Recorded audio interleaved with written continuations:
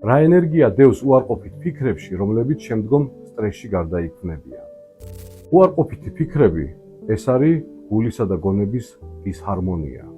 თითოეულ შიშს ახლავს თავისი ენერგია და როცა ეს ფიქრები შიშით, ბრაზით, დანაშაულით ან თვითკრიტიკით არის სავსე, ისინი იკვებებიან სხეულის ენერგიით, ქმნიან ენერგეტიკულ ბლოკებს, რაც შემდგომ იწვევს ემოციურ გადაღლას, მენტალურ გათიშვას და ფიზიკურ სიმპტომებს, მაგალითად, დაღლილობა, ფიზიკური შებოჭილობა და ტკივილები. რა ბიოქიმიური პროცესები მიმდინარეობს ამ დროს სხეულში? სტრესის ბიოქიმია იყოფა 3 ეტაპად. პირველი არის სტრესის წამოწყება, ალარმის, ანუ განგაშის ფაზა. ტვინი აღიქვამს საფრთხეს.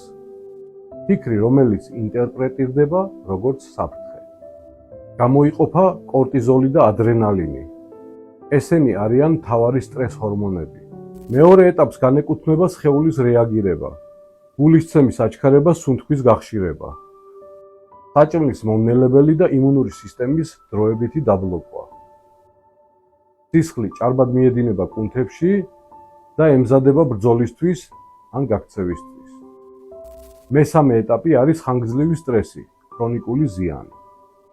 მუდმივი კორტიზოლის დონის მომატება იწვევს მეხსიერების დაქვეითებას, ანუ ჰიპოკამპის დაზიანებას, დილის დარღვევა და იმუნური სისტემის შესუსტება, სეროტონინის და დოფამინის დეფიციტი. ესენი არის სიხარულის ჰორმონები. აგრეთვე ინსულინის დისბალანსი. ეს არის შაქრის დონის მომატება და ჭარბი წონა. რა უნდა ვიცოდეთ? ფიქრს აქვს ენერგია და რეალური ქიმიური შედეგი.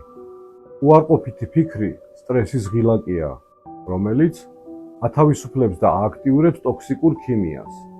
გონების სიმშვიდე კი რეალურად შლის ამ ბიოქიმიურ დისბალანსს. სუნთქვითი ვარჯიშები და ფიზიკური აქტიურობა ააქტიურებს სხეულში ჰორმონალურ რეაქციას. საბოლოო ჯამში კი ვღებულობთ გონებრივ და მენტალურ სიმშვიდეს.